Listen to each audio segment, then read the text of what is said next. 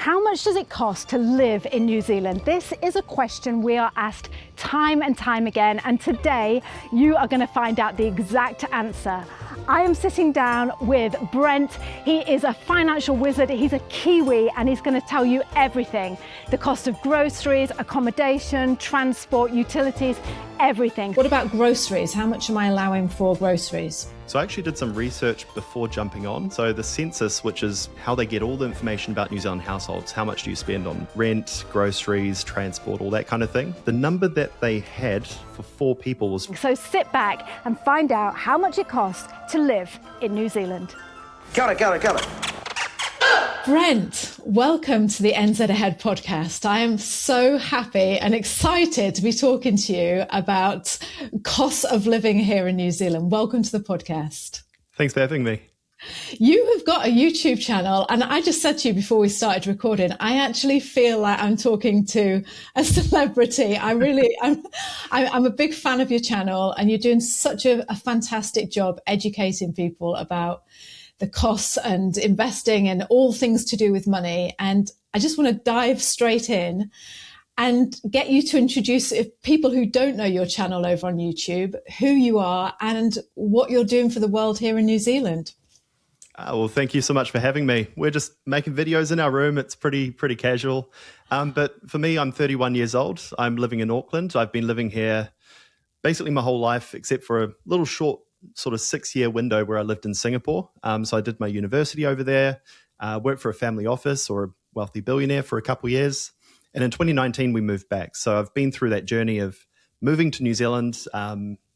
I guess in Singapore, applying for visas and things, I can sort of sympathize with some of those challenges that come with relocating countries and things like that. So yeah, and I run a YouTube channel where we look at things around investing, personal finance, and buying your first home. So yeah, I'm really excited to see what we get into today. Yeah, it's all about money, isn't it? And, both of us are attracting people who want to move to New Zealand and want to know more about the country.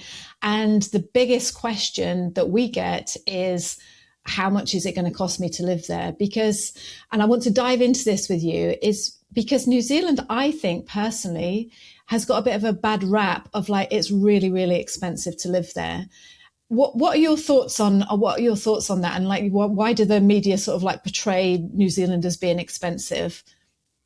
Yeah, so I think by all sort of metrics, New Zealand isn't a cheap place to live, but it's an amazing place to live. There is a cost to being here and subscribing to the great things that we have access to here in New Zealand.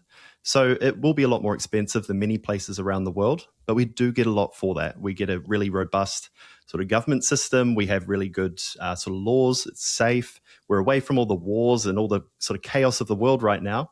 We're here in New Zealand. We've got the sound of birds in our ears. We've got, nature on our back doorstep. Later today, after this, I'm going, to the beach.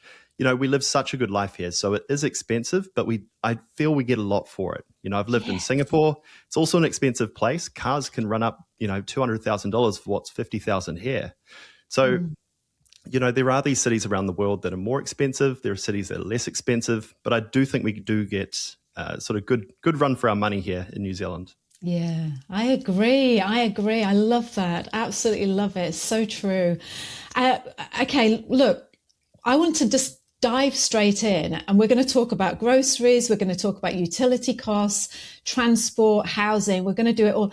I just feel so in awe because I'm actually talking to someone who knows all this stuff. Oh, hopefully I do.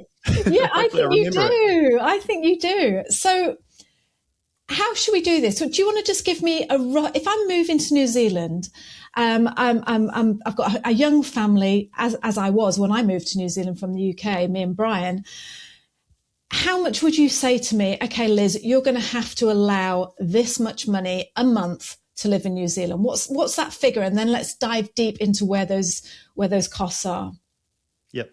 So that's a really sort of really good question, and it comes entirely down to sort of lifestyle. But there are some costs that you can't really avoid, which comes with moving to New Zealand, of course. So I was having a look at some of the sort of surprise costs and things. It is important to know that when you do come to New Zealand, you do come with some money ready to deploy.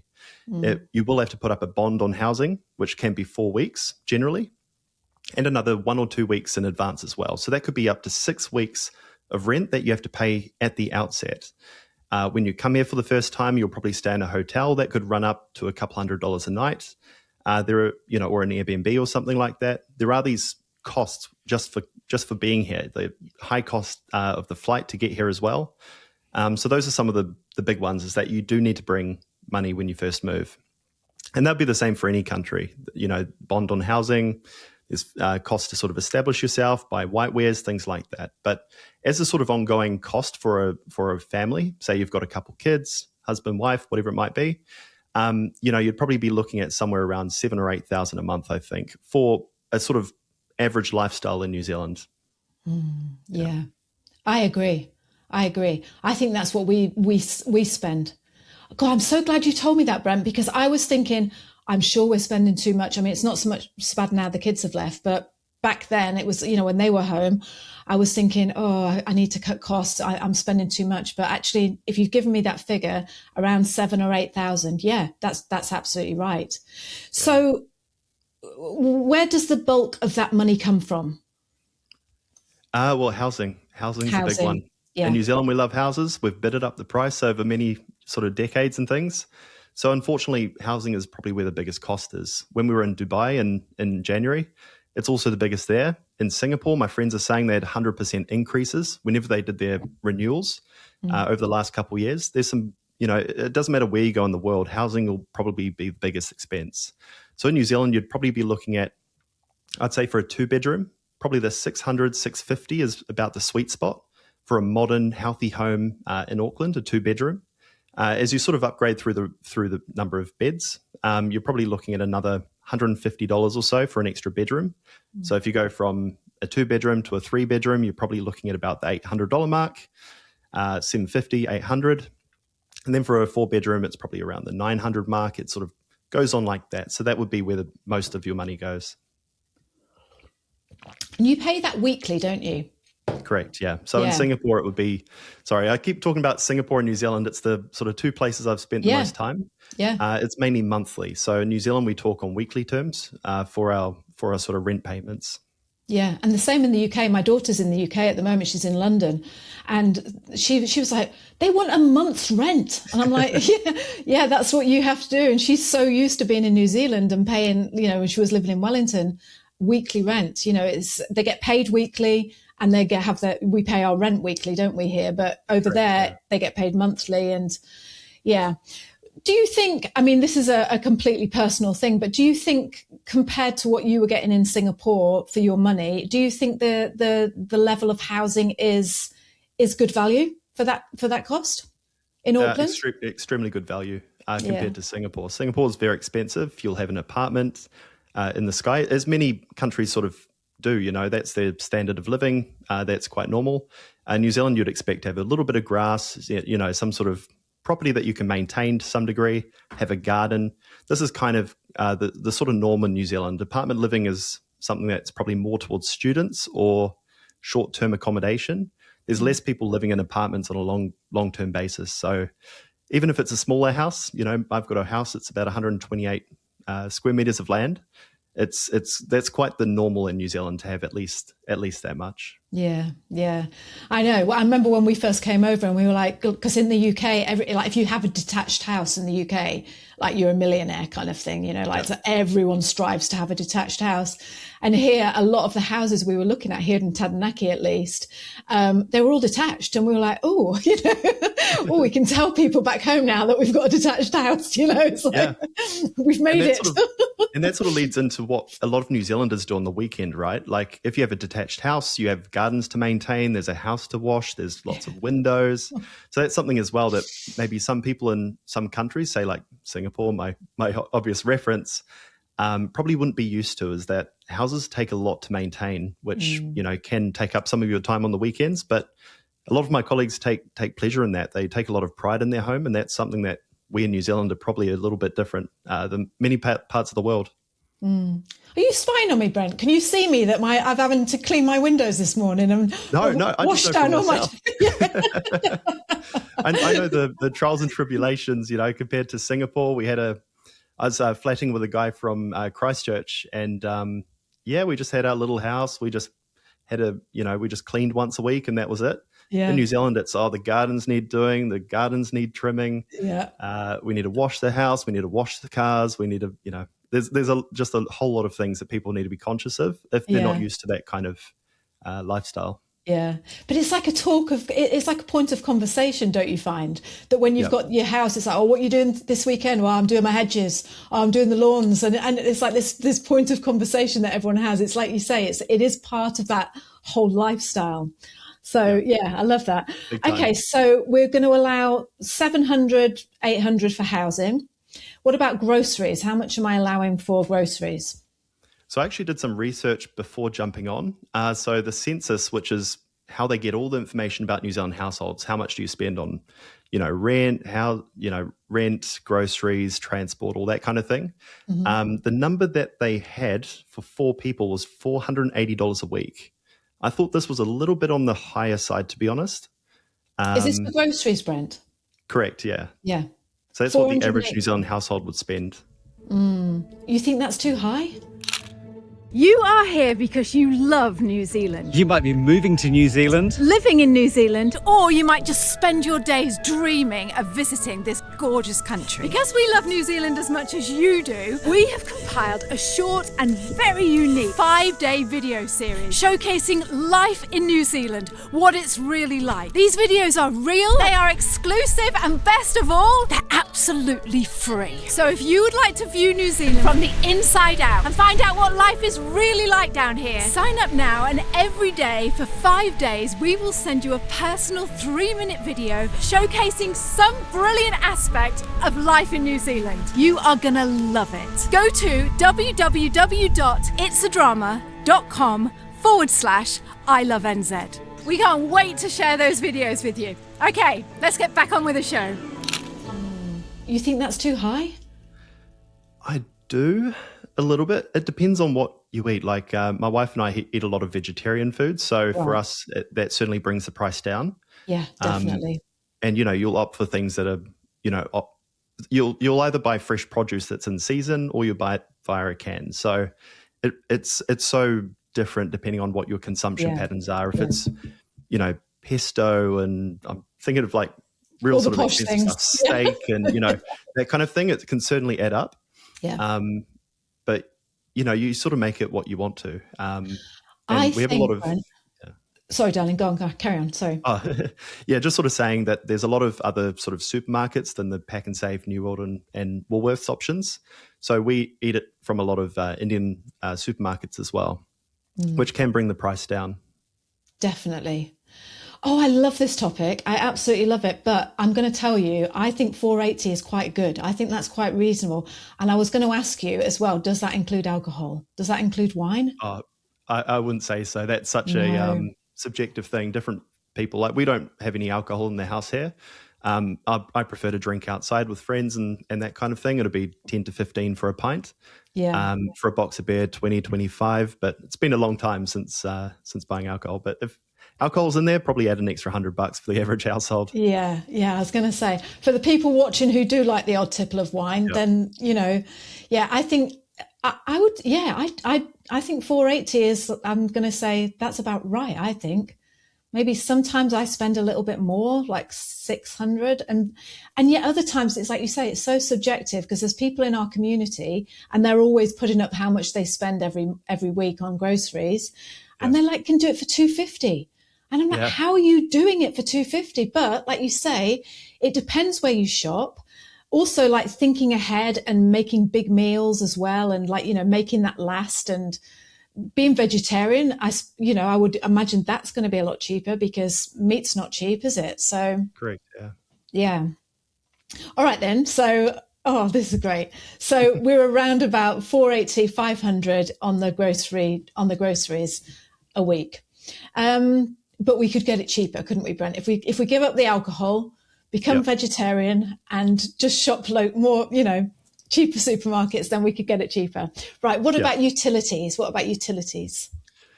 So I had a little look around at what the sort of pricing is. It depends on how much you use, of course, for many of these things. But broadband internet, which is something you pretty much need in the modern society if you want to work from home, if you want to do your Facebook, whatever it might be, you're looking at about $90 a month for a sort of unlimited plan. I think it's about 500 megabits down, so quite a good speed. It's what I'm running right now, and we're able to sort of do teleconferencing and things. So that $90 a month is probably where you'd want it to be, I think. Yeah. So that's one of the big ones. The other is water. So in many parts of the country, you don't have to pay for water. I'm here based in Auckland, so we have to pay for it. It's around the sort of 30, 40 for two of us, mark, but you'd probably, for a family, it's probably 60, 70 a month, I'd say. Yeah. 60 or 70 for water, yep. Yeah. And then electricity, for a family, it's, I haven't got a family myself, it's just my wife and I, but doubling that, it's probably about the 200, 250 a month, I guess, for electricity. It would be somewhere around that mark. So we're up to 370 now in utilities. What about gas and like rates and things like that? Yep. So if you own a home, you have to pay the rates I can sort of speak to my 2-bedroom house. So that would be about $2,500 a year in rates. So it's not cheap. It's about, what does that work out to be? $50 a week or so. But as part of that, you get your recycling, your waste. Trying to think what else. You get roads, all that sort of rate stuff. But, that's quite a big expense when you own a home. That when you rent, you don't have to pay. So that's one of the big differences. When you rent a home, you don't have to pay the rates. But when you do own, you do have to pay it. And it is a big amount. So that's something people should be conscious of. Sorry, what was the other one? What did we say? We said, gas. Gas. So some houses have to go on the sort of gas tank. We here have gas for our water and cooking. My wife honestly orders it and I just get sort of sent the invoice. So I haven't actually seen what the amount is. It's not cheap though. I think it's 150 a bottle, something like that, delivered to the home. It's not cheap. When I was growing up, we had gas by the mains, so it just came underground. I can't recall what it was, but Mum and Dad would, and they certainly always said it was expensive. So I think gas is probably the least. If you can avoid it, better. If you can just go straight electric in your home with a hot water cylinder or something like that, you'll definitely save a bit more money. Solar's the way to go, isn't it, Brent? It is. As long as you live in the home for a long period of time, you can sort of claw back that money. Yeah. You can sell back into the grid when you're, not using all of it. So things like that can definitely help. If you can rent a home or buy a home already installed, your savings would be pretty high off the back of that. Well, we bought this place where we're living now. We've been here 16 years. And my husband, Brian, that is his business. He's a heating engineer. He's a, plumber, gas fitter, heating. He had his heating company. And I remember when we first moved in, we were like, oh, should we put solar panels on the roof? Because it would, I think it was something like in 15 years, it would pay back. And I was so wrong. I was just wrong about the whole decision because I didn't want to pay out the big I think it was like $2,500-3,000 at the time. And I was like, no, we'll just pay it as we go. Oh, do I wish we'd done that now? I really do. So what was it? 16 years. Yeah. Why would it be free now? It would have paid for itself. I know. Don't rub it in, Brent. I know that. I know. The average New Zealander moves house, I think it's every 10 years or so, isn't it? Yeah. So the average person probably wouldn't reach that break-even point, but after 16 years, it's kind of like when I was growing up, I always wanted an avocado tree because I love avocados. So I'd tell Mum, oh, can we just plant one in the backyard? It might take, and she'd always say it would take too long to grow. Yeah. But, that house is still around. So it would have been a good tree by now. It's kind of that, do I take the leap now and then 10 years later get the reward? Yes, it's a bit like that, I guess. It is. It really is. And I'm just going to put a pin in my head to remind myself that we're going to talk about investing and investing for your future, because that is something else I want to talk to you about. But before we do, I just want to tell your audience as well as ours that we have got a water tank. So we don't pay for water. We're here in Taranaki. We are on a rainwater system. And when you tell people that, I remember telling Brian's mum and dad when we first moved here, they were like, well, aren't there going to be like loads of bugs in it and things like, and germs, because you're just, you're collecting water on the roof, and it comes down into a big filter system and then goes into the water tank, and obviously you drink it. But Brian will know that more about this than I do, but I think it's filtered, it goes through about eight or nine filters. So although it is free, we do have to change our water filters once a year and maintain the water tank. And so it's a good thing to remember about that as well, is, that we do get costs with that as well. So, and what else? I was going to say something else to you. Yeah, we are on bottled gas. We can't get mains gas here. And it costs, I think it's about $180 to $200 a bottle. It's not cheap. It's quite expensive. Yeah.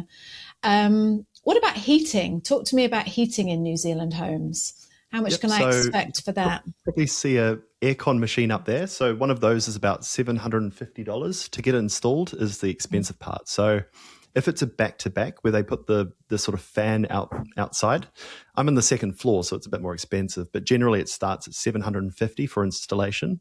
So something like that would be a minimum of $1,500. But that's the more sort of modern way for me here in my office. It keeps the temperature nice and warm in winter, keeps it cool in summer. But you can also do things like oil fin heaters. You can do the sort of fan heaters and things like that. So all of this runs off of electricity. Thinking about the other ones, you can get sort of HVAC as well, I think it's called, which is the one where it's in the roof. So generally in the roof, there's warmer air that will push it around the house. So it circulates all that air around the home. Those are a bit more expensive. I understand those can rate sort of go up into the thousands. But those are some of the main ways that I can think of that heating would generally be done. There's all kinds of different devices and things people have invented over the years. But those are some of the main ones. Central heating as well is what we had growing up with gas. I think it costs, it's definitely in the thousands. Yes. Yeah. And it wasn't cheap to run either. But it's important that people do understand that in winters it can get cold. Depending where you are. I grew up in Hamilton. It can get to, -1, -2 degrees Celsius in the winter. And as you go further south, of course, it gets more cool. But it depends on the quality of the house as well. In New Zealand, we have had issues in the past where some houses aren't insulated to the same degree. Some of that has been fixed with healthy homes regulations, but it's still important to note, are the windows single glazed or double glazed? What sort of insulation is in the home? Things like that are really important. Is it damp? All these things can sort of lead into the heating sort of equation of everybody's home. Yeah. Yeah, definitely. Yeah. We've got gas central heating because Brian built this house and he fitted gas central heating in, and we've got underfloor heating. But to be honest, we never run it. We're here in Taranaki, and we find that we've got a wood burner, and that keeps the whole of like lounge kitchen area warm enough. We pay about $150 for a trailer full of wood that would last us maybe 6 weeks to 2 months. And we burn it every night. We've always got the fire going. So that's another cost too. That's another way of heating your house. I know not every house has got an open fire and, a wood burner, but yeah, that's what we're paying. We hardly ever put our underfloor heating on because it costs a lot of money in gas. So yeah, is that the one with the sort of, what is it? The wires underneath the floor? Yeah. Oh, I don't know anybody that has it and actually uses it. I know. Like it's in bathrooms usually. But yeah, underfloor heating, I don't know anybody that actually turns it on because it's so expensive. My wife had it in an apartment she lived in previously. And she just said as soon as she turned it on, the energy cost just shot through the roof. Yeah. Have you got one of those things, Brent, because I've seen these a lot in the UK, but I've never seen them in New Zealand, where they've got, it's like a clock that you have on the kitchen worktop, and every time you use some electricity, the money just clicks up and shows you how much you're using. Have we got those in New Zealand? Is that the smart meters? Yes. I know that. Yeah, I know my new house has it. Somebody comes along and does an inspection every two months, I think. Yeah. They do an estimated, an actual once a month. So yeah, it must be on the outside of the house. So I hate to watch it myself. I'd be too pedantic around turn this off, turn that off. I know. A couple cents, add up, We've been staying in houses around the UK. We've been house sitting in the UK for the last few months, and nearly every house in the UK has got one. It must be supplied by the energy company, and that's what it's like. You see it, and it says like £2.32, and then you boil the kettle, and it clicks up £2.50, and it's oh no, I would, turn the I would kettle be, off.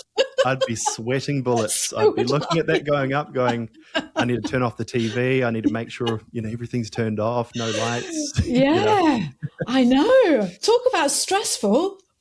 Oh yeah, I think Oh. that's more stressful. I mean, if you want to really sort of watch every cent, it certainly wouldn't be a bad thing. No. But for me, I'd be watching the fridge. I'd be going crazy. Yeah, definitely. Right. So Brent, we've got utilities, we've covered the housing, and we've covered groceries. Our last thing that we're going to take into talk about is transport. So how much can you expect to pay for transport a month? Yeah, so I think the big thing people need to know if they are looking to move to New Zealand is that cars are almost mandatory. We can sort of say in broad terms, you can cycle, you can catch the bus, you can do all these things. But if you have a family, it does become a lot trickier because New Zealand is built around cars, unfortunately. So even where I am, I'm in a pretty new neighborhood. It was sort of developed in the last few years. It's still getting developed now. There are cycle lanes and things around, but when it's those cold mornings, when it's raining, when it's wind advisory notices and things, it's not quite as practical to sort of cycle through that from a sort of practicality point of view, of course. So having a car is very important, I think, in New Zealand. And there's a whole bunch of costs involved with that. We have the oil crisis going on, so petrol is running at about, I think, $3.10 at the moment, but it is increasing again per litre. So that can certainly add up. If you catch the bus and public transport, the costs are variable. So I'm living in Auckland, so that's going to be a bit of a different story depending on where you live. So in Auckland, I wrote it down here somewhere. Yes, so the costs can range from about, where'd I put it? There we go. The costs are from 95 cents to $7.90, depending on how far you go. And that's per ride. And that's the same for buses and trains. It works on like an area. So if you go from this area to that area, and it crosses a couple zones, the price will sort of go up. So that's kind of how the pricing works. I have to catch a ferry to work. It's $10.40 each way.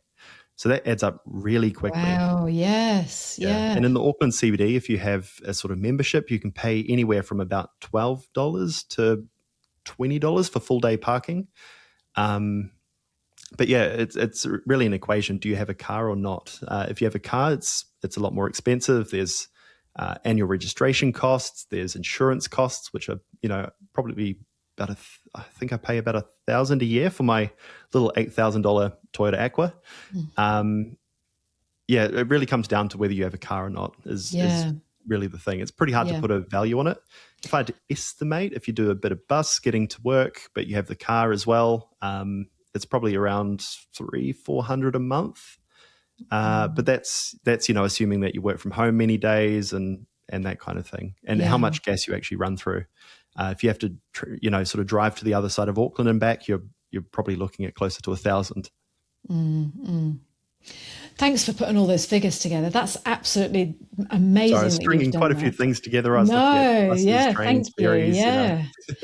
Do you know, Brent, my sister's just moved to Brisbane in Australia, and she told me that all the public transport in and around her area is free. So she can get on buses, ferries, free. It's like, how amazing is that? Yeah, That's I have a friend incredible. who moved there from Auckland a couple of years back, and he sends me pictures of the ferries saying, our ferries are better, it's cheaper, it's way more convenient. So, I mean, that's just one of the things that New Zealand has to compete with. We have a big country next door that has bigger budgets and things like that. And they do a lot of mining as well. So if you love nature, New Zealand is the place for you. In Australia, they have nice nature, but there's also a lot of mining and things that are high value export industries that can fund many of those activities as well. No, you've got to move to New Zealand, haven't you, Brent? It's the place to be. Of course. Yeah, I mean, I've lived in Sydney. I lasted 3 weeks and then I moved back to Singapore. I didn't really enjoy it as much. But yeah, it comes down to what you're looking for. I think New Zealand is really good I wrote down 3 things, basically. Here we go. So safety. New Zealand is extremely safe. You know, I lived in Singapore as well. It's also a safe place, but I've been to many places that you just walk around, even the United States, you walk around some places and you're just, you know, just on edge. Europe as well in some parts. So New Zealand is very safe. People look out for one another. There's that sort of neighborly kind of vibe about the place. So I think safety is a big one. Then New Zealand is really good. Nature as well. We have nature everywhere. I'm in Auckland, which is arguably the least attractive place in New Zealand, as many New Zealanders in the rural areas and stuff would tell you.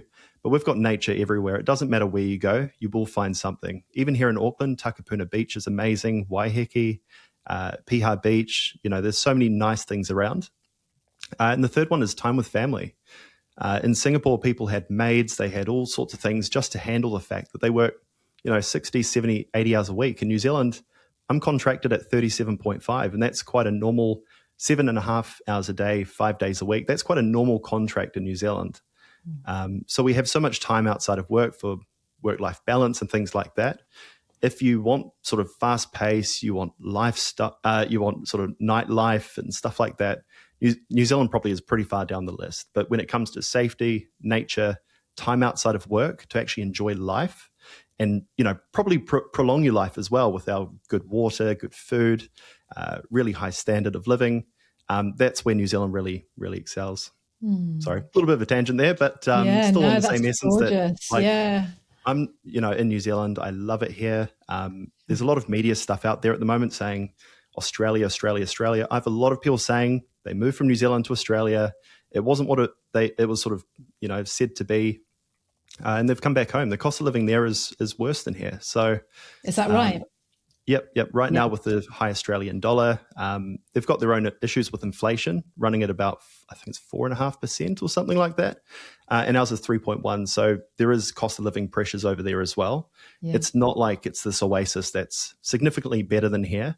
I think New Zealand has a lot of opportunities, and you know, we just all need to believe that. I mean, people talk about the economy and this and that, but there's still a lot of opportunity here that I think people just need to sort of focus on what they can improve here, as opposed to this, I moved to Australia and then everything's fine. It doesn't quite work that way, I don't think. No, I agree. Do you know, I never thought I'd meet anyone who loved New Zealand as much as I do, and now I've just met you. Yep. You speak about the country. Yeah, we do. We need more of this. This is a great country to be. I've traveled around, I think I've been to 20-something countries. I've lived in Asia. I've lived in Barcelona in Europe for some time, lived in Australia. This is where my wife and I really love to be. And there's so many people here that really love New Zealand. Have had great opportunities in New Zealand. I've had amazing opportunities growing up here, that I think more people just need to really reassess how lucky we are to be in this country. There's a lot of stuff going on in the world right now. It's a really sort of tense time. New Zealand is the place to be, I think. I've never been more sort of sure of that. I wish you'd phone my daughter and tell her that. Just tell her to come home. Yep. Oh, Brent. Right. So we've covered how much it's going to cost for a month for a family to live here for a month. What I wanted to talk to you about is, again, and you're going to have to forgive me now because I know nothing about this topic. So I'm just going to put it all in your hands, is investing for the future. I know that that's what you help people with in your business. Again, something I've been rubbish at. I haven't invested. We haven't done anything like that. How much, if I was starting over now, and in fact, Brent, after this call, I'm going to email you and ask you for your advice, because I know you would be able to give it to me. But if I was to if I could rewind the clock now 17 years and go, okay, I'm moving over. My kids are only little. I'm moving to New Zealand. We're as a family. How much should I be allowing every month to invest, so that I know that once I get to my age now, 55, 60, I'm thinking, oh, well, I've got that nice little nest egg over there. What should I do, and how much should I be investing into that? Yep. So it really comes down to the type of lifestyle you're looking for in retirement. It's important to sort of note that I'm not a financial advisor, so I'm not sort of the best in terms of how should I do something or anything like that. But in broad terms, it's quite different for everybody. It's about what you can manage after you sort of take your income, what are my expenses and what's left over. there are quite some sort of broad investing rules that people should follow. Time in the market is more important than timing the market. So, the earlier you can start, the better generally. Because of this thing called compounding interest, the longer that your money has to sort of accumulate, those returns start to earn returns on the returns and then returns on the returns on the returns. So the longer you have is how wealth is built. And we've seen this in, many different parts of the world where these countries that started small, but they started early, have really built up over time. So something like the Australian Super Fund has grown up to, I think it's $4.1 trillion now. And they just started small, just started with something and just built over time. And that's really important for people, is to start early. It doesn't matter what you're putting away, $10, $20, $30 a week or a month. It doesn't really matter. What matters is starting those habits, and that's what creates the compounding effect. I grew this YouTube channel. I had 1 view a day, then I had 2 views a day, and then I had 4 views a day, and then 8 and 16 and 32. You start small, but you start early, and it gives the ability for things to just compound over time. So I think with investing, that's the biggest thing, is just if you have time on your side, that's the biggest asset. But if you don't, then you kind of need to put in a bit more just to make up for that lost compounding. So there is no real answer. It depends on what you're working towards, and your sort of risk tolerance, your sort of diversification. There's quite a few different sort of pieces to the puzzle, I guess, when it comes to what each person should do. It's like the avocado tree, isn't it, Brent? It is, yeah. Yeah. Starts off at, small and then grows over time. Yeah. Yeah. So can people come to, is this what you do? Can people come to you for advice? Is that what you offer? So advice isn't something I can offer, but in broad strokes, I can talk about factual information. So what I'm really good at is finding information that is in the depths of a government website or an Excel spreadsheet. That's what I do for a day job. I work with data. So for me, that's really where I excel. And then I bring my finance degree and my experience working for a billionaire, investing all of his cash, onto my channel. So I talk about things like the average Kiwi saver balance by age. I talk about New Zealand versus Australia. What's the cost of living? This is all sort of this information that's already in the public sphere, but they don't want to sort of put too much of a lens on it. Whereas I want to bring it to the forefront so that people know and can benchmark their own financial situation. And, it's funny money, isn't it? Because it's we were talking about this before we started recording. You never, like, we get people, or I get people emailing me, I can give you some investment advice, and but you never know if it's legit, and you never know if it's a scam, and it's finding someone you can trust, and because it's your life savings, isn't it? It's like it's your big thing is your money. And so I think what you're doing is fantastic, that you are putting this out there and helping people, choose the way to go, sort of thing. I know, like you're saying, you can't give financial advice, but I think just talking about this is really, really, really, really important, because it's one of those subjects. Yeah, it's one of those subjects that not enough people talk about, or they don't want to talk about it because it's like, it's a bit like making a will, isn't it? It's like, we'll do that another time. Yeah, but we're not going to think about that now. I'm the worst. I'm the absolute worst when it comes to things like that. I really am. And it's like, I think so many New Zealanders, just have never had those conversations. I never got taught it at school. I never sort of got a big lesson from my parents. I, of course, got told don't waste your money, but that's kind of where it stops. We don't get taught anything about, how do I invest? How do I grow my wealth? It's kind of all about how to be a good employee and, Pythagoras theorem and all this sort of stuff, but not actually how to manage your money, which is the biggest driver of the outcomes you get in life. If you want opportunities and things, it often has a monetary element to it. That these things should really be taught in schools, but currently they're not. Even in a finance degree, they don't really teach you how to do your own money. They teach you how to create an asset allocation frontier and all this mathematical stuff on allocating a portfolio, but they don't teach you how to, how much should I save? How much should I invest? Should I go for the stocks, ETFs, bonds, index funds? All of that stuff you don't really get taught in intricate detail for your personal situation. So it's just unfortunate that it's not taught in the sort of public sphere as much as it could be. But I think there are efforts to change that, which would be good, because when I have videos on my channel about KiwiSaver, it becomes really apparent. Just people don't really understand what's going on. They might be in a default fund, whereas they should be in something a bit more higher risk if they're in their 20s or something. They might be saying the government's got my money. government doesn't. It's with fund managers. There's a whole lot of misconceptions that people have. And this is where sort of KiwiSaver and the pension and things really need to sort of create a better scheme or revisit it and do something better that people actually understand and can take control of their finances. Because at the moment, it's sort of left to people to try and work out. And I think a lot of people are being left out. I made a video recently looking at KiwiSaver. There's a lot of people not contributing in this country, and we need a system that works for everybody. There's no point having a superannuation scheme that works for some and not for others. It needs to be something more universal, I think. Yeah, absolutely. No, I think it's fantastic what you're doing, and I'm so grateful that I found your channel and we're able to have this conversation. So thank you. And it's just made me more aware. It's made me, again, it's like that thing about making a will and all the rest of it. It's bringing awareness to something in the future, because you think you're never going to get old. You think, I'm never going to get to be 60. And it's like, oh, hang on a minute. I've only got 5 years. Yeah, exactly. I'm there. It's just like, oh no. But yeah, so I think it's really important. So thank you for that. So I could just talk to you all day about this, but what about hidden costs for people that are coming over? They've got their housing sorted. They know how much they're going to be paying on their vehicles, their food. They're going to, cut down and not drink so much wine and keep it all nice and tight. But what about any hidden costs or surprises? Can you point us in the direction of that? Of course. So I actually did a ChatGPT search before the call, and it gave me a lot of really good things to sort of speak to. So the first one, and I've sort of been littering them throughout our conversation, cars are mandatory.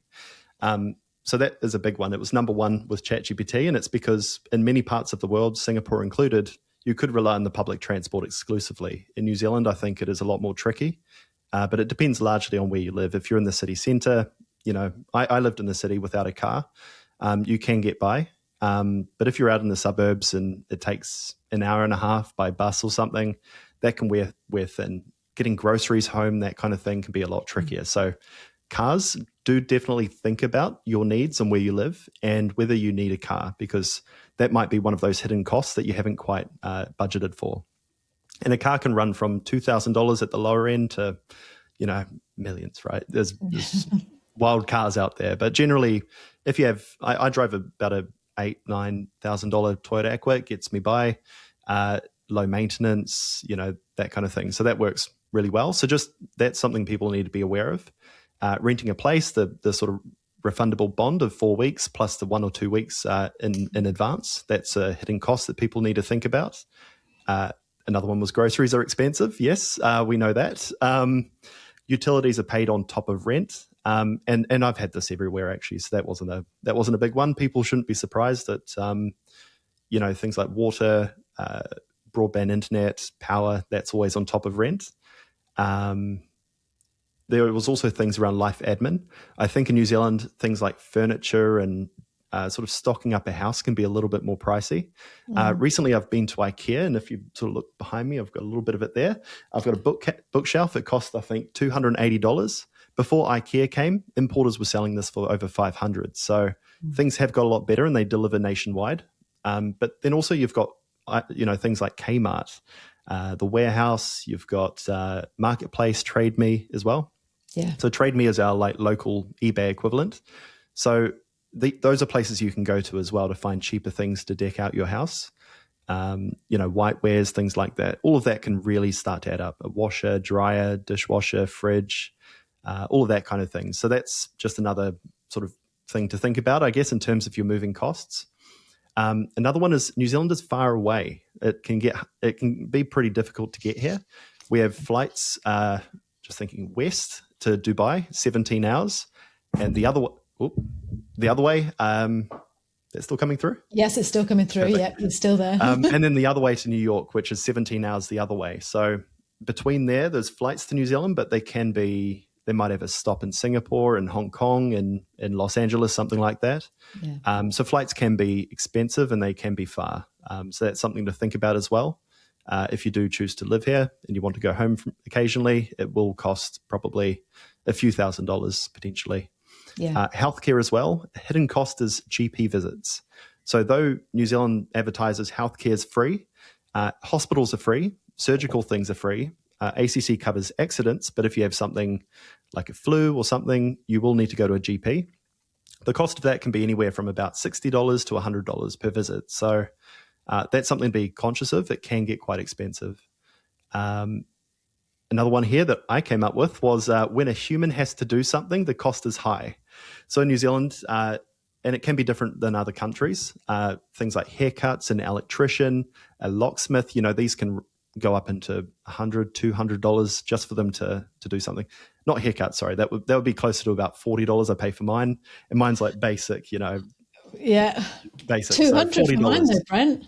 200 to have your hair dyed and coloured, which to be honest is expensive, but compared to the rest of the world, it's not. But yeah. Yeah. So when I was in Singapore, a man's haircut would be something like $12. So for me, that was quite a big sort of jump. A locksmith on a weekend, you're looking at $300-$400 here in Auckland. So things like that, when a human is involved, there's often a high price. If you can go directly to the person, you'll save at least half. Cleaners, whatever it might be in this country. And the other one is seasons. If you're coming from somewhere equatorial like Singapore, you have one lot of clothing. You might have a jumper, but in New Zealand, you kind of need a few jumpers. You need different shoes. There's all those types of things that might be a bit hidden if you're not used to living in a place that has seasons. So those are the things that came out of ChatGPT and a couple at the bottom that I added myself. Yeah, fantastic. And I like that. And there's a really good point about the doctors, about going to the GP as well, because again, people do think, oh yeah, it's healthcare is free there. And it's like, no, you have to pay to see the GP. So really good point. Oh, I love that. I'm just trying to think for myself, is there anything that was hidden? But what I did want to say to you, what I wanted to share with you and your audience, is that we've literally just got off the plane from the UK. So I'm very, very au fait with the prices over in the UK at the moment. And I'll tell you what, groceries over here, Brent, are much cheaper than they are over there. And I couldn't believe it, because I thought it was going to be the opposite. So we went to Pack and Save and we did a big shop when we got back. And I purposely, while it was fresh in my mind, I went onto Tesco online shopping. Tesco is a supermarket in the UK, for those who don't know. And I went through item to item and checked the price. And New Zealand was about, I don't know, $80 cheaper for the exact same thing. Yeah. So that was really, really great to know, because again, we're told so many times, oh, it's so expensive compared to the UK. No, it's not. Groceries are cheaper than the UK. I can say that from an absolute fact point of view. And the other thing that there's a really great thing to remember about New Zealand is nowhere in the world, and I mean nowhere, and we've been to 53 countries, does as good a cup of coffee as New Zealand does. So I can agree to that. Yeah, New Zealand coffee is the absolute bee's knees. It is the best.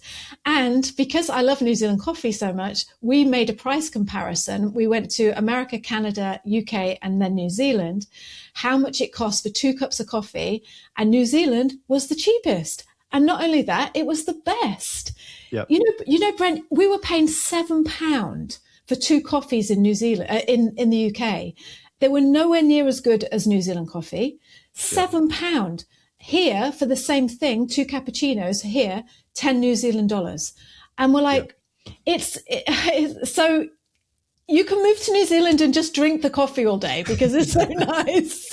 Yeah, like when I go to Singapore, it's like $9 Kiwi for an espresso. And then like an espresso coffee, like our sort of foamy, not that sort of Americanized stuff. Yeah. And in America, it was something similar, It's way more expensive. Starbucks in the UAE, we went in January, very expensive there as well. So I agree. Coffee's cheaper here. It is. And the thing with New Zealand coffee is you have to be a trained barista to make a cup of coffee in New Zealand. You can't just slop anything out. You have to be trained. And it really, really shows. You just know. Whenever you get a cup of coffee in New Zealand, you just think, I'm in New Zealand, because it's so, so good. So yeah, all you coffee lovers out there are going to absolutely love that. I agree. And it's better. It's much better here. It is. In many parts of the world. I can agree. Yeah. We go somewhere, we get a coffee, when we're traveling, and we just think, it'd be good to have some New Zealand coffee about now. Yes, that's exactly right. Right, before I let you go, and I'm really, really grateful for you joining me here today, but what is one piece of advice you would give to someone who was thinking about moving to New Zealand? Yeah, I think for me, the big one is those three factors I talked about earlier: the safety, nature, time with family. If you're looking to come to New Zealand and sort of, nightlife and fast paced and career progression and this kind of thing, it's not really the best place. Somewhere like Singapore would be a much better place to be.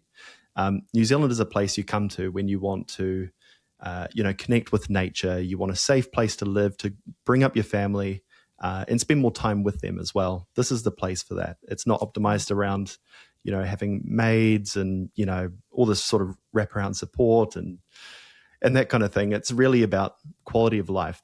That's why New Zealand is such a great place to be, and our unique positioning in the world. If you want shops open till midnight, like in Dubai, the malls are open till midnight.